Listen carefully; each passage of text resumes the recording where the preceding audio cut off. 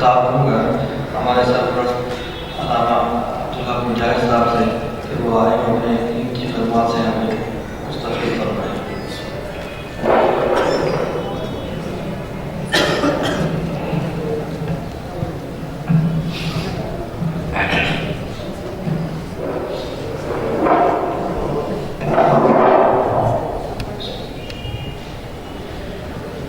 الحمدللہ وکفا والصلاة والسلام علی سید الرسل وخاتم الانبیاء اعوذ باللہ السمیع العلیم من الشیطان اللعین الرجیم بسم اللہ الرحمن الرحیم کل من علیہا فان ویبقى وجہ ربک ذو الجلال والاکرام صدق اللہ مولانا العظیم۔ قال النبی صلی اللہ علیہ وآلہ وسلم اذا مات الانسان انقطع عنہ عمله الا من ثلاث صدقۃ جاریہ علم ينتفع به ولد صالح يدعو له او كما قال رسول اللہ صلی اللہ علیہ وآلہ وسلم۔ رب اشرح لي صدري ويسر لي امري واحلل عقدة من لساني يفقهوا قولي سبحانك لا علم لنا الا ما علمتنا انك انت العليم الحكيم۔ سب بھائی ایک دفعہ حضور اکرم صلی اللہ علیہ وسلم کی ذات بابرکات پر درود شریف پڑھیں، اس نیت سے پڑھیں اس کا ثواب پوری امت کو پہنچے، بالخصوص ہماری یہ بچی جو رخصت ہوئی ہے اس کی روح تک اس کا ثواب پہنچے۔ اللہم صلی علی سیدنا مولانا محمد وعلی آل سیدنا مولانا محمد وبارک وسلم۔ آج ہم سب اپنے محترم مرحوم مغفور بھائی اور بزرگ حضرت مولانا محمد اسحاق صاحب جالندری نبر اللہ ورکتہ کی سالگرہ اور ان کے فرزندان گرامی قدر حضرت مولانا یعقوب الرحمن صاحب جالندری اور شہید حضرت مولانا محمد ایوب الرحمن جالندری اور صاحبزادہ بارش جامع مسجد کے موجودہ محتمم متولی اور اس جامعہ خیر العلوم کے روح رواں حضرت مولانا قاری محبوب الرحمن صاحب جالندری صلی اللہ کی ہمشیرہ محترمہ کے ایثار ثواب کے لیے یہ جمع ہوئے ہیں۔ ہماری دعا ہے کہ اللہ تعالیٰ ہماری اس بیٹی کو، سب کی بہن کو قبر کی تمام منزلیں آسان فرماتے ہوئے فردوس بری میں اعلیٰ اور ارفع مقام سے نوازے۔ ماں جو اس بڑھاپے اور کمزوری کے عالم میں اس صدمے سے دو چار ہے اور بھائی بھی اس صدمے سے نڈھال ہے، اللہ پاک ان کو صبر جمیل کی توفیق عطا فرمائے۔ بہن بہت بڑی محبت والی چیز ہے۔ بہن کی محبت اور مقام کو دیکھنا ہو تو جنگ حنین کا وہ منظر دیکھیں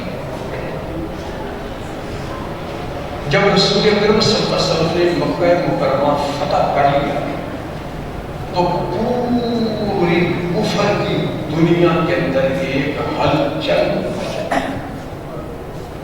اور وہ سمجھے کہ اب یہ ہستی ہے، یہ ہوئے زمین پر حکومت کر کے رہے گی، اور قرآن کا وہ اعلان کہ وَالَّذِي أَرْسَلَ رَسُولَهُ بِالْهُدَىٰ وَدِينِ الْحَقِّ لِيُظْهِرَهُ عَلَى الدِّينِ كُلِّهِ کہ رب وہ ذات ہے کہ جس نے اپنے پیارے پیغمبر صلی اللہ علیہ وآلہ وسلم کو ہدایت کا نور دے کر بھیجا ہے،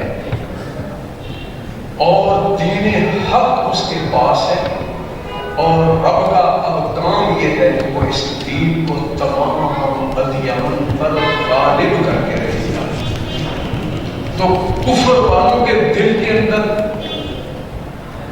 ہلچل مچی، پوری دنیا کا کفر جو تھا وہ پریشان ہو گیا، تو ارادہ کیا کہ سب کے سب مل کر جو ہے ایک دفعہ مکہ پر دھاوا ہو۔ اس وقت مکہ مکرمہ کے نواح کے اندر تھوڑے ہی فاصلے پر طائف، حوازن، یہ بڑے بڑے جنگجو قبائلیوں کا علاقہ تھا۔ جیسے ہمارے یہ جہلم، یہ سرگودا، یہ بازو شمشیر گرا جاتا ہے پاکستان میں، اور اکثر فوج جواز وہاں سے ہیں، تو اسی طرح سے یہ علاقہ جو ہے یہ عرب کے اندر بازو شمشیر سمجھا جاتا تھا، اور یہاں کے رہنے والے لوگ جنگجو، لیڈر، بے باک، بڑے بہادر، یہی وہ لوگ ہیں جب اللہ نے وہ ایمان بخشا جنہوں نے دنیا میں انقلاب لایا، یہی لوگ ہیں۔ یہ محمد بن قاسم یہی قبیلے سے تعلق رکھتا تھا مسلم سے، جو فتوحات کے بڑے لہر کا ملتان کا تشریف لایا۔ جب سارا کفر جمع ہو گیا اور انہیں تک پہنچا، تو نبی کریم صلی اللہ علیہ وسلم کی ہمیشہ پالیسی تھی کہ جنگ دشمن کے علاقے میں لڑی جائے، ہمارے علاقے میں کیوں لڑی جائے؟ تو آپ اس وقت ان 10,000 قدسیوں کو لے کر جو مدینہ طیبہ سے تشریف لائے تھے، اور 2,000 نئے جو اسلام لائے تھے، ان کو ساتھ لے کر حنین کی طرف بڑھے۔ اللہ کی شان ہے کہ چند دن پہلے ابو سفیان قرب درجے کا دشمن تھا، اور آج جب نبی رحمت شہر سے نکلے ہیں، اسی ابو سفیان نے رسول اللہ صلی اللہ علیہ وسلم کی پاؤں کی رکاب کو تھام رکھا۔ درفشانی نے تیری قدموں کو ذریعہ کر دیا، دل کو روشن کر دیا، آنکھوں کو بھی خود نہ تھے جو رحمت قوموں کے وادی بن گئے، وہ کیا نظر تھی کہ جس نے مردوں کو مسیح حنین پہنچے۔ یہ عرب والے بڑے بہادر ضرور تھے قریشی ہاشمی صاحب، لیکن جنگی فنون کے اتنے ماہر، اور یہ موقع جو تھا یہ تو تھا ہی جنگی ماہر۔ تو ان لوگوں نے تدبیر کی کہ ایسی جگہ پر گھات لگا کر بیٹھ گئے جو ایک گھاٹی سے مسلم فوج نے گزرنا تھا اور اونچائی سے نیچے گئی۔ جب وہاں سے اسلامی فوج گزری تو ابھی رات کا اندھیرا تھا، تو ان لوگوں نے اتنی شدت سے تیر اندازی شروع کر دی کہ جس کا کوئی حساب نہیں ہے، کچھ پتہ نہیں لگتا تھا تیر کہاں سے آ رہے ہیں۔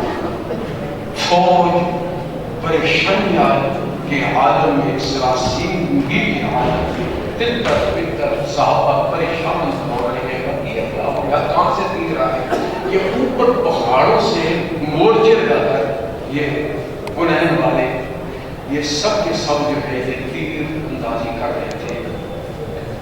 آخر ایسا ہوا کہ نبی کریم صلی اللہ علیہ وسلم کے گرد چند ادارے اکٹھے ہو گئے، اور باقی پریشان تھے وہ کیا ہوگا اس طرح سے تھے۔ اس موقع پر سمجھ آتا ہے کہ ہمارے پیارے پیغمبر صلی اللہ علیہ وسلم کیا یہاں پر کئی دفعہ ہندوؤں سے، یہودیوں سے، عیسائیوں سے، غیر مسلموں سے، بعض سرکاری میٹنگوں میں، بعض پرائیویٹ میٹنگوں میں ملنے کا اتفاق ہوتا ہے۔ تو میں کئی دفعہ کو کہا ہے کہ میرے مہربانوں تھوڑی سی میری ایک بات کا جواب دیں۔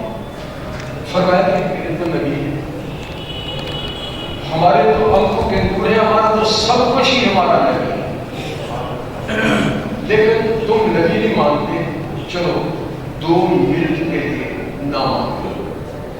میں نے کہا میرے ساتھ بحث کر دو, میرے ساتھ مناظرہ کر دو, میرے ساتھ بات کر دو. پوری دنیا کے اندر ایک شخص میں بھی اتحاد ہو کہ میرے پیارے محمد صلی اللہ علیہ وسلم سے بات کرے. چیلنج کرتا ہوں دنیا بھر کے جرنیلوں میں, دنیا بھر کے محاوروں میں جنہوں نے پیغمبر کو نہیں پڑھا, انہوں نے نہیں پڑھا, ہم تو اپنے نبی کو باہر سے لے کر لاہور تک پڑھا ہے. اور اس وقت تقریباً جتنی مشہور سیرت کی کتابیں ہیں الحمدللہ, عربی میں ہوں, فارسی میں ہوں, اردو میں ہوں, سب پڑھی ہیں. میں نے کہا میرے نبی سے بڑا کوئی بہادر تھا کائنات میں, اس ہستی سے بڑا کوئی حسین انتقال ہے, ان سے بڑا کوئی مدبر, تدبیر کرنے والا تھا, ان سے بڑا کوئی عقل مند تھا. میں نے کہا جو صفت بھی آپ کہتے ہیں میرے ساتھ مباحثہ کرو, میرے پیغمبر کی زندگی میں بتاؤں گا, تم اپنے لیڈروں کی زندگی بتاؤ. اگر کائنات میں ایک انسان کو بھی تم میرے نبی سے برتر ثابت کر دو میں ہار مانو, ورنہ تم ہار مانو. نہ آج تک اس چیلنج کا الحمدللہ کوئی جواب دے سکے گا, کیا آ جائے گی, نہ کوئی جواب دے سکتا ہے. میرا نبی سب سے بڑا حسین ہے, سب سے بڑا بہادر تھا. ہمارے استاد تھے, بہت سے سیاست پڑھائے, ہمارے مہربان مربی استاد تھے. وہ ایک سبق دیا کرتے تھے, کہتے تھے طالب العلم بہادر بننا, بزدل نہ بننا. جو بزدل ہوتا ہے اس کا وہ خدا بھی ساتھ چھوڑ دیتا ہے. فرمایا کہ رب بھی بہادروں کے ساتھ ہے, رب بزدلوں کے ساتھ نہیں ہے. میرا پیغمبر سب سے بڑا بہادر تھا. صحابہ کرام کہتے ہیں کہ ہم اندھیرے میں کچھ سمجھ نہیں آ رہی تھی, کدھر جائیں, خود رسول اللہ صلی اللہ علیہ وسلم نظر نہیں آ رہے تھے. اس واسطے کو اس قسم کا یہ عنوان تھی. ایسے موقع پر کیا کرتے ہیں, ہمیشہ لیڈر کو کیا کرتے ہیں, فوجوں کے جرنیل جو ہے نا وہ خفیہ راستے سے ان کو ایک طرف کر لیا جاتا ہے. جرنیل ہی مارا گیا تو بچے گا کیا, فوج تو ختم ہو جائے گی. اس وقت میں آپ کو فوج کے جرنیل کا کردار بتایا. اچانک لوگوں نے بڑے زور سے آواز سنی. رسول اللہ صلی اللہ علیہ وسلم کی ہر ادا کے اندر موجزہ تھا. جب نظر مارتے تھے تو جہاں تک حد نگاہ ہے وہاں تک نظر جاتی. آواز تھی, جہاں تک حد نگاہ تک لوگ ہوتے تھے وہاں تک آواز پہنچتی تھی. یہ حجۃ الوداع میں آپ نے دیکھا لاکھوں انسان کھڑے تھے, ہر آدمی صلی اللہ علیہ وسلم خان کے پاس کھڑے کر بات کر رہے ہیں. اتنے میں ایک آواز آئی, انا النبی لا کذب انا ابن عبد المطلب. لوگوں نے دیکھا کہ رسول اللہ صلی اللہ علیہ وسلم نے اپنے گھوڑے کی جو رکاب تھے نا ان میں پاؤں مضبوطی سے رکھ کر گھوڑے پر کھڑے ہو گئے, یعنی کھڑے ہو کر فرمایا انا النبی لا کذب انا ابن عبد المطلب. میں وہ نبی ہوں کہ جس کی صداقت میں کوئی شک نہیں, اور لوگوں خوب جان لو کہ میں عبد المطلب کا بیٹا ہوں. حضرت عبداللہ بچپن میں نوجوانی کی عمر میں فوت ہو گئے تھے. ماشاءاللہ ماشاءاللہ. تو آئیے تفضل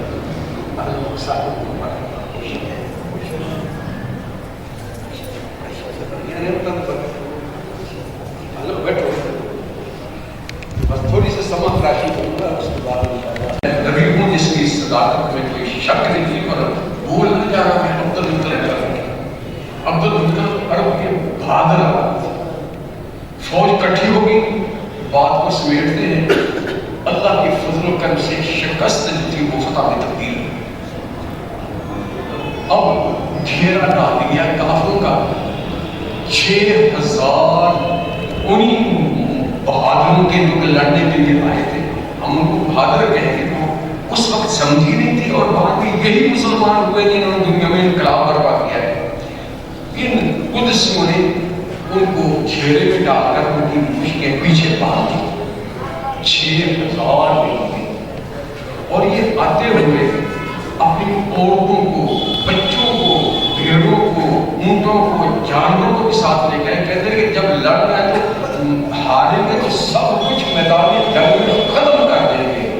ہم تو عورتیں ساتھ ہی وہ دب جا رہی تھی, عورتیں بھی گرفتار, مرد بھی گرفتار. اب مال غنیمت تقسیم ہونے لگا, سونا چاندی یہ وہ. اتنے میں ایک شخص آیا کہنے کہ یا رسول اللہ صلی اللہ علیہ وسلم, یہ جو جنگی قیدی ہے ان میں ایک خاتون ہے جو کہہ رہی ہے کہ میں تمہارے نبی کی بہن. میں نے تقریر کی شروع میں کہا تھا کہ یہ ہمارے شہزادوں کی بہن فوت ہوئی ہے, اور بتاتا ہوں کہ بہن کیا ہوتی ہے, بہن کا مقام کیا ہے. کہنے لگے کہ ایک خاتون کہہ رہی ہے کہ میں تمہارے نبی کی بہن ہوں. میری بہن, میرا نہ کوئی بھائی نہ کوئی بہن, کوئی بہن نہیں. کہتے اچھا ان کو کہہ تشریف لائے. ان کو لایا گیا تو اس نے سامنے کھڑے ہو کر کہا کہ میں آپ کی بہن ہوں. نبی صلی اللہ علیہ وسلم, میری بہن آپ کیسے ہیں؟ کہتے ہیں میں شیما ہوں. اور فرمایا کہ یاد ہے جب ہمارے گھر میں سے یہ دیکھو ایسے ہاتھ آتی, یہ دندی کس کی ہے؟ کاٹ جیسے بہن کہ آواز سے کہتی ہے زیادہ ہی نبی صلی اللہ علیہ وسلم چھوٹے سے ہوں گے تو بہن نے زیادہ کہتے ہیں کہ یہ دیکھیے زندگی کے نشان کس کے ہیں؟ نبی صلی اللہ علیہ وسلم کھڑے فرمایا کہ آپ حلیمہ سعدیہ کی بیٹی. کہتے ہیں جی میں حلیمہ سعدیہ. بھی صاحب کا نبی کھڑے ہو گئے. کھڑے ہونے کے بعد وہ کملی جس کو قرآن کبھی یا ایھا المزمل کہہ کر پکارتا ہے, کبھی قرآن یا ایھا المدثر کہہ کر پکارتا ہے, اس کملی کو اپنے ہاتھوں سے بچا کر یوں فرمایا میری بہن یہاں بیٹھ. وہ ابھی مسلمان نہیں, فرمایا میری بہن یہاں بیٹھ. اپنے ہاتھوں سے اپنی کملی کو بچا دیا. اور اس کے بعد فرمایا بہن ماں کیا مانگتی ہے؟ تم تو آزاد ہوئی ہو اور کیا مانگتی ہو؟ فرمایا کہ بھائی آپ نے مجھے آزادی دی, مجھے قبول نہیں. فرمایا کہ کیوں میری بہن کیوں قبول نہیں؟ کیونکہ 6000 میرے ساتھی جیل میں اب پکڑے ہوئے ہیں اور آپ مجھے کہہ رہے ہیں کہ آپ آزاد چھوڑنا ہے تو بھائی 6000 کو چھوڑو. اس زمانے کی سب سے قیمتی متاع جو تھی وہ غلام تھی. جنگی قیدی جو تھے وہ غلام بن جایا کرتے تھے, جنگی قیدی جو تھے وہ غلام بن جایا کرتے تھے. تو سب سے قیمتی تو نبی کریم صلی اللہ علیہ وسلم نے ایک بہن کی خاطر 6000 جنگی قیدیوں کو ایک ہی بیعت قلم میں پورا کر دیا. فرمایا بہن تیری خاطر 6000 جنگی قیدی آزاد. تو یہ ہے بہن کی قدر و منزلت. ہمارے مہمان خطیب تشریف لائے, اس مضمون کو آگے چلائیں تو مغرب عشاء تک چل سکتا ہے, لیکن بات مکمل یہیں کرتے ہیں اور عنوان بھی مکمل ہو گیا کہ بہن کیا ہے.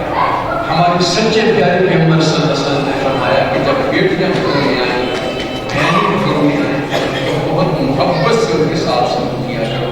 مت یہ سوچو کہ کل اس کی شادی بھی تھی, آج گھر 4 بچے لے کر ہمارے گھر میں پہنچے. فرمایا کہ کبھی نہ بھولنا جو بھی مہمان گھر میں آتا ہے وہ اپنا روٹی پانی پہلے دے دیتا ہے افطار کو. تو بہنیں بیٹیاں پہن جاتی ہے سب. اسی میں تو نبی نے اپنی محبت کر کے دکھایا. جب حضرت فاطمہ تشریف لاتی تھی پیغمبر اسی وقت کھڑے ہو جاتے تھے, کھڑے ہو کر پیاری بیٹی کی یہاں سے پیشانی چومتے تھے اور بیٹی پیارے ابو کا یوں ہاتھ چوم لیا کرتی تھی. تو یہ رسول اللہ صلی اللہ علیہ وسلم نے بہنوں کی قدر و منزلت, بھائیوں کی قدر و منزلت. میں مبارکباد دیتا ہوں اس بات پر کہ ان بہنوں کو جنہوں نے اپنی بہن کے لیے اتنا خوبصورتی کی استعمال کیا اور اپنی زندگی میں ان کا جتنا ممکن ہو سکتا تھا علاج کرایا. میرے علم کے مطابق اس شہر کا کوئی بھی ایسا بڑا ڈاکٹر نہ ہوگا جس سے اس بچی کا علاج نہ کرایا گیا ہو, لیکن شفاعت کرے اللہ کے ہاتھ میں ہے. اور پھر موت کا وقت تو مقرر ہے.